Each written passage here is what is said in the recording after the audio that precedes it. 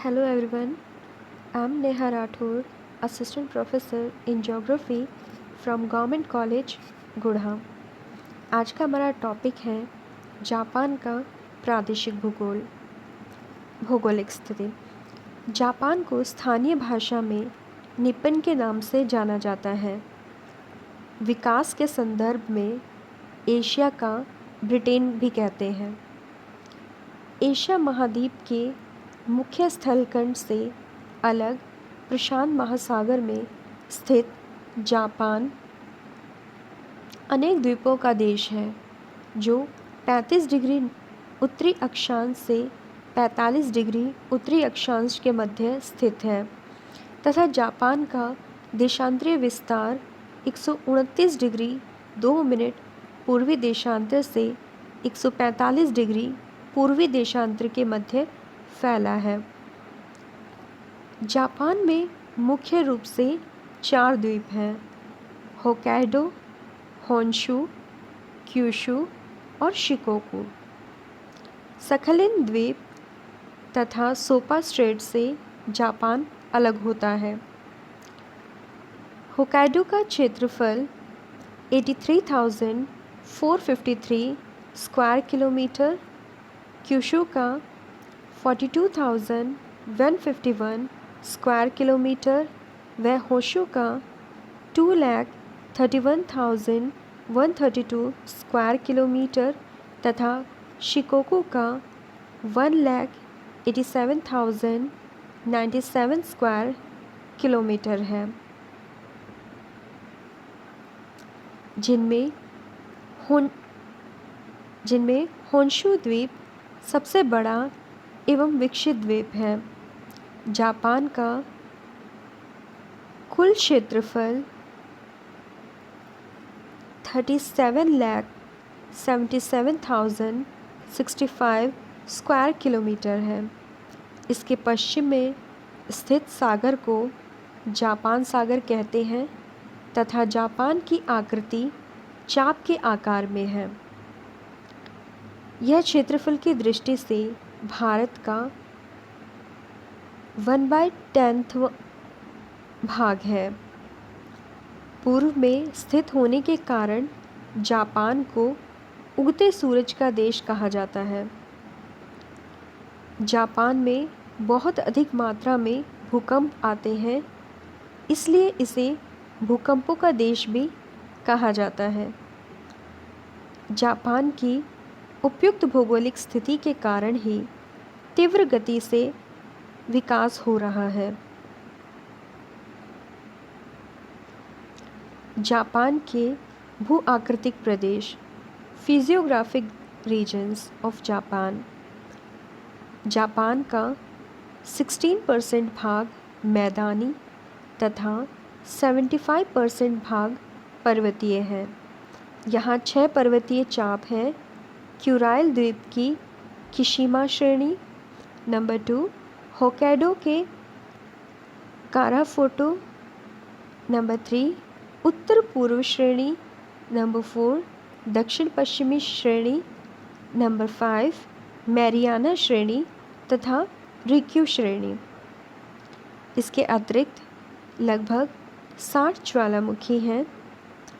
इन सभी स्थलाकृतिक लक्षणों के आधार पर जापान को निम्नलिखित भू-आकृतिक प्रदेशों में विभाजित किया जा सकता है: नंबर 1 होक्काइडो प्रदेश, नंबर 2 उत्तरी पूर्वी प्रदेश, नंबर 3 दक्षिणी पश्चिमी प्रदेश, नंबर 4 मैग्नाफोसो प्रदेश, नंबर 5 रिक्यू द्वीप प्रदेश।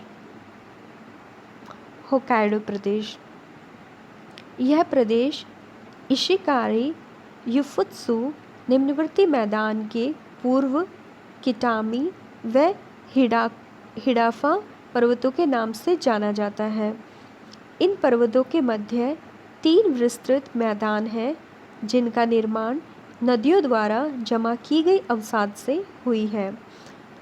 यह समुद्र तल से 500 मीटर ऊंचा है। पर्वतों के मध्य घाटियाँ बनी हैं जिनमें ग्रेनाइट एवं निस जैसी चट्टानें हैं। पूर्वी होक्काइडो में कॉन्सेन का मैदान है जिसका निर्माण ज्वालामुखी राग से हुआ है। उत्तरी पूर्वी प्रदेश जापान के उत्तरी पूर्वी ओउ और युएत्सु नामक 2 पर्वत श्रेणियाँ उत्तर से दक्षिण की ओर फैली हैं। यह समुद्र तल से 3000 मीटर ऊंचा है। इस प्रदेश में ज्वालामुखी पर्वत श्रेणियाँ हैं जो शंक्वाकार हैं। इस प्रदेश की चट्टानें पैलेज़ोइक काल की मानी जाती हैं। नंबर 3, दक्षिणी पश्चिमी प्रदेश। इस प्रदेश में लंबाकार पर्वत श्रेणियाँ एवं घाटियाँ हैं। मध्य होन्शु में ओकेसी नामक पर्वतमाला महत्वपूर्ण स्थान रखती है। यहाँ प्राचीनतम आग्नेय एवं नवीनतम परतदार चट्टानें पाई जाती हैं। यहाँ जापान की सबसे बड़ी नदी शिनानो है।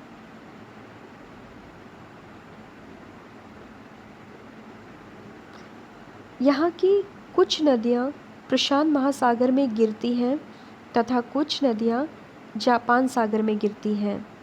प्रशांत महासागर में गिरने वाली नदियों में मोगामी, शिनानो, योशोना, मीना, ओब्रू, तेनु आदि प्रमुख हैं। प्रशांत महासागरीय क्षेत्र में सक्रिय ज्वालामुखी देखने को मिलते हैं। नंबर 4, मैग्नाफोसो प्रदेश। मैग्नाफोसो उत्तरी एवं दक्षिणी जापान को विभक्त करता है। यहाँ एक भ्रंश घाटी रिफ्ट वैली है। यहाँ के पर्वत अपर्दन द्वारा इस घाटी को भरने का कार्य करते हैं। विश्व प्रसिद्ध फ्यूजियामा ज्वालामुखी भी इसी प्रदेश में है। यहाँ क्वांतो का मैदान है जिनका निर्माण जलोढ़ के निक्षेपण से माना जाता है। इस घाटी में लगभग 500 ज्वालामुखी पर्वत हैं।